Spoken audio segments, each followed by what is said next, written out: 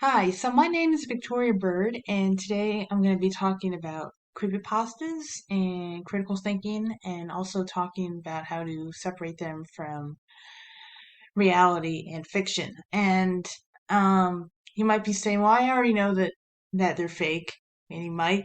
The thing is, not everybody does, and it's important to try to tell the differences between reality and fiction, because with some creepypastas, it's hard to tell. So today in this part we're going to be talking about the history of creepypastas and why it's important to learn about critical thinking of them, and also how they've kind of their origins and how they've kind of transitioned over the years.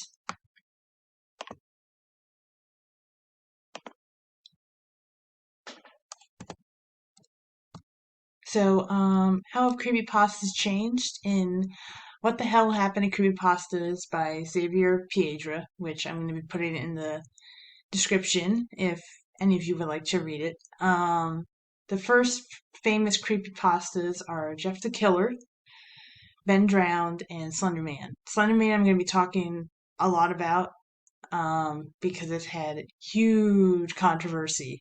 Um, Jeff the Killer is, if you've seen it, it's the guy who looks like he's got a white mask face going on, and that's one of the first popular ones. And Ben Drowned is basically the first video game creepypasta, which is based off of Legend of Zelda Majora's Mask. Why did creepypastas change? The big reason was the Slender Man stabbing in 2014. So, really crazy stuff. In 2014, a 12-year-old girl was stabbed by her friends in Wisconsin who were all 12. Um, and one of the girls, and in this picture are the three girls, one of the girls persuaded one of the others to do the stabbing. Luckily, the stab girl survived, and the girl who started this was sent to a mental asylum. And this is important because this shows why critical thinking is important when looking at creepypastas, because the girl in particular who had the idea for the stabbing thought Slender Man was real and was going to get her if she didn't stab a friend. So, again, even if you think, "Oh, I don't need to know this, I know this is fake," yeah, if critical thinking isn't used on a bigger scale, this could happen, and clearly not good, and there are consequences. Um, is Slender Man still famous now? Even though this is going to be one of the last mentions, still important to know that Slender Man is mentioned now and then today.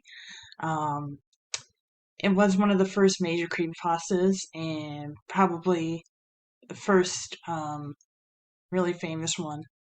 Um, it was actually created on June 8th, 2009, which is, honestly, I may be old, but that seems pretty young to me. Um, it should definitely be seen as a part of history of creepypastas.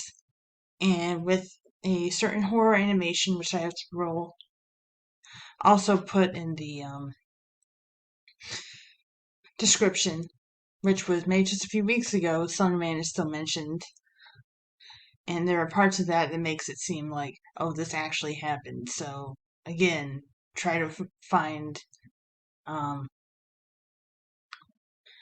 truth from reality and fact and fiction when it comes to stuff like this. And so even though Slender Man is old, it's still brought up as kind of one of the original creepypasta. Noticeable shifts in creepypasta writings.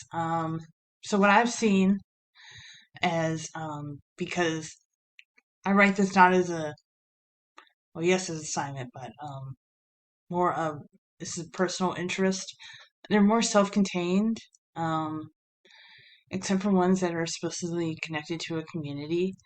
and I will be talking about one large community in the final part of my little series.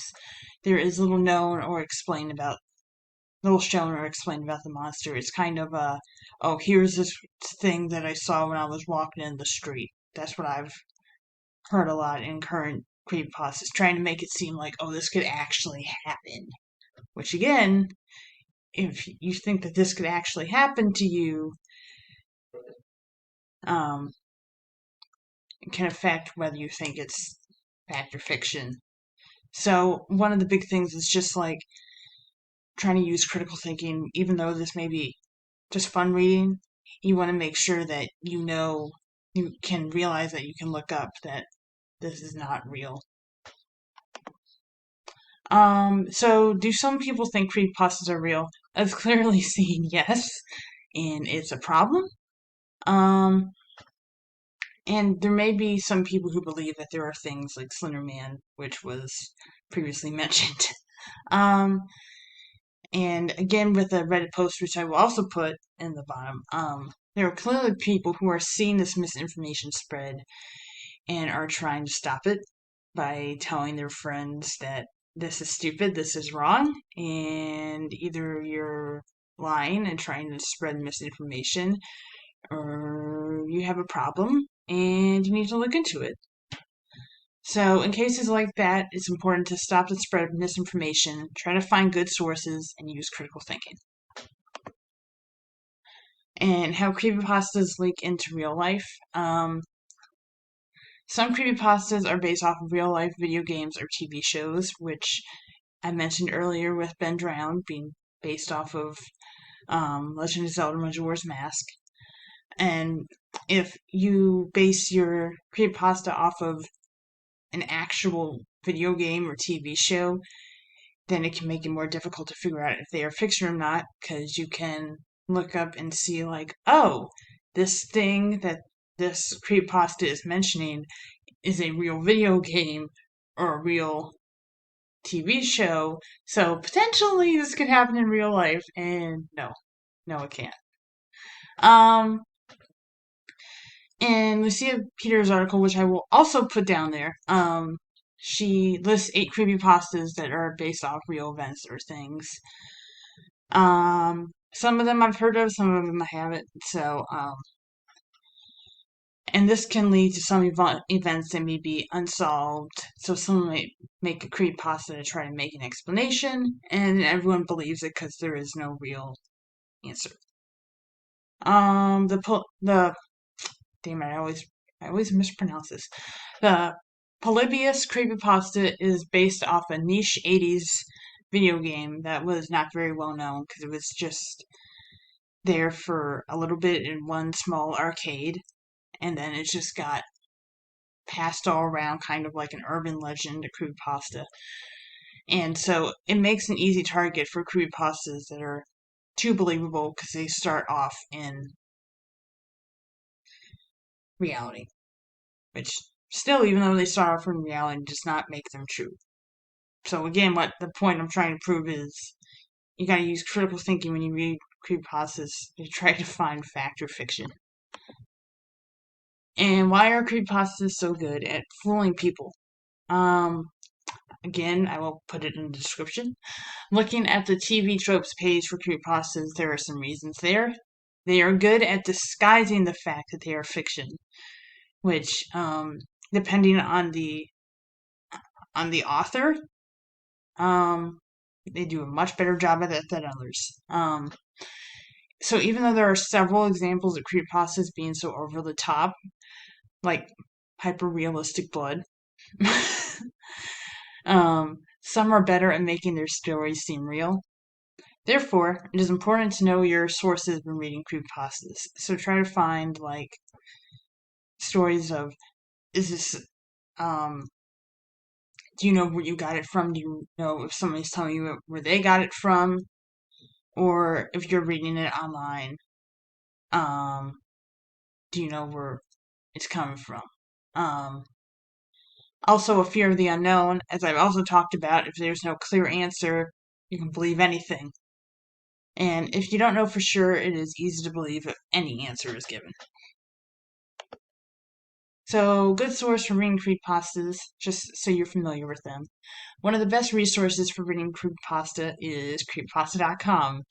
Shocker with the name. It is frequently updated, so there's always something new to read. When I looked at it for this, it was like the newest entries were like 2 days ago, so yeah, they keep it very current. People putting stuff up there all the time. I think that's important to look at, so you know what the trends are of creepypastas. If you just look at ones like Slender Man or Ben Drowned, which are like 10 years old, you won't be getting the current things, and you won't really know what's up. And if you know what they look like, it'll be easier to know that you are reading a creepypasta and to know that what you are reading is fiction. All right, and I think that was part two, and I hope you guys have part one, and I hope you guys will be ready soon for part two.